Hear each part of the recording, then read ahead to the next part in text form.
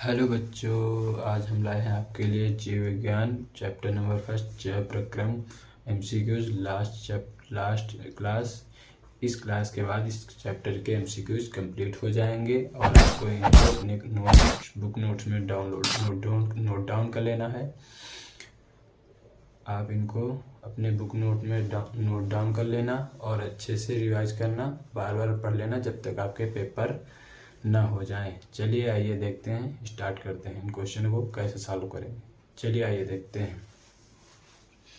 पहला क्वेश्चन कहता है प्रत्येक जबड़े में अग्रचवड़क की संख्या कितनी होती है। प्रत्येक जबड़े में जो आपके दांत होते हैं अग्रचवड़क दांतों की संख्या कितनी होती है? 2 जोड़ी। कितनी होती है? 2 जोड़ी।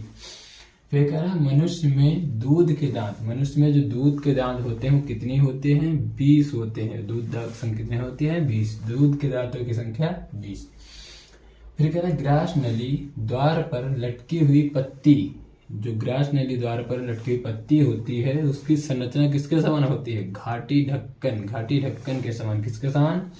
घाटी ढक्कन के समान।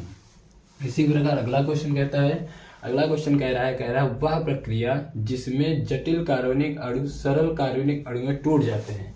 वह प्रक्रिया जिसमें जटिल कार्बनिक अणु और सरल कार्बनिक अणु में टूट जाते हैं वो क्या कहलाते हैं? वो कहलाते हैं अपचयी अभिक्रिया। क्या कहलाते हैं? अपचयी अभिक्रिया। फिर कह रहा है ग्लाइकोजेनेसिस। ग्लाइकोजेनेसिस की क्रिया में बनता है। ग्लाइकोजेनेसिस जब क्रिया होती है उसमें क्या बनता है? तो कह रहा है उसमें क्या बनता है? ग्लाइकोजन बनता है। क्या बनता है? ग्लाइकोजन।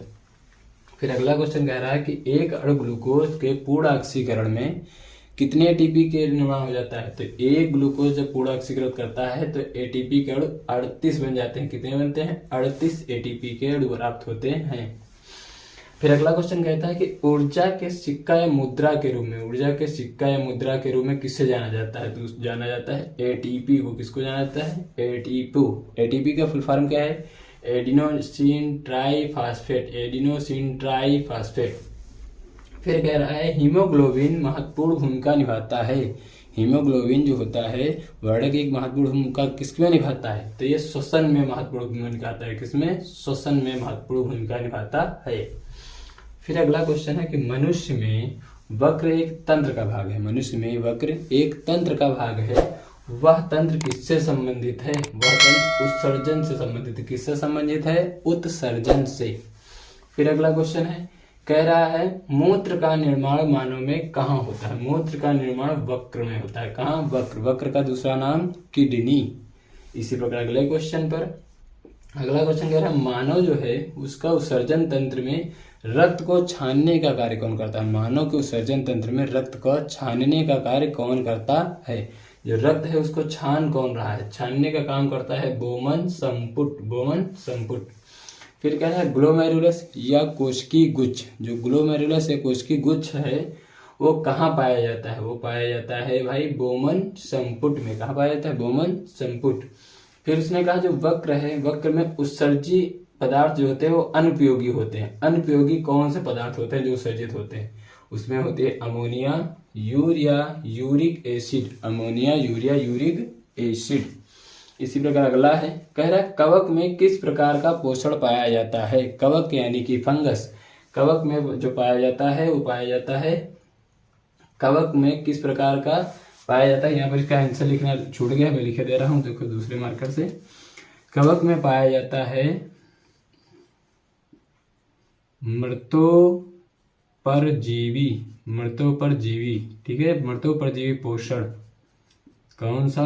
मृतोपरजीवी पोषण पाया जाता है। किसमें? कवक में। कवक में मृतोपरजीवी पोषण पाया जाता है।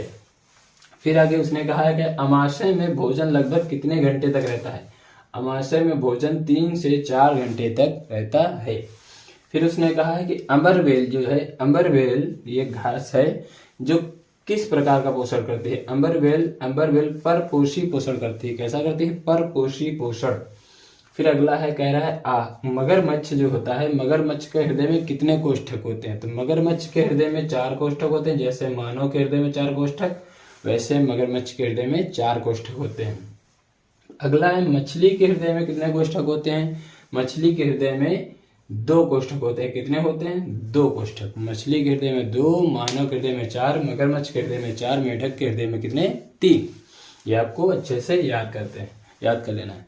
आशा करते हैं आपको वीडियो अच्छी लगी होगी और आपने इन क्वेश्चनों को अपने बुक नोट में नोट डाउन कर लेना है और अच्छे से रिवीजन करते रहना है।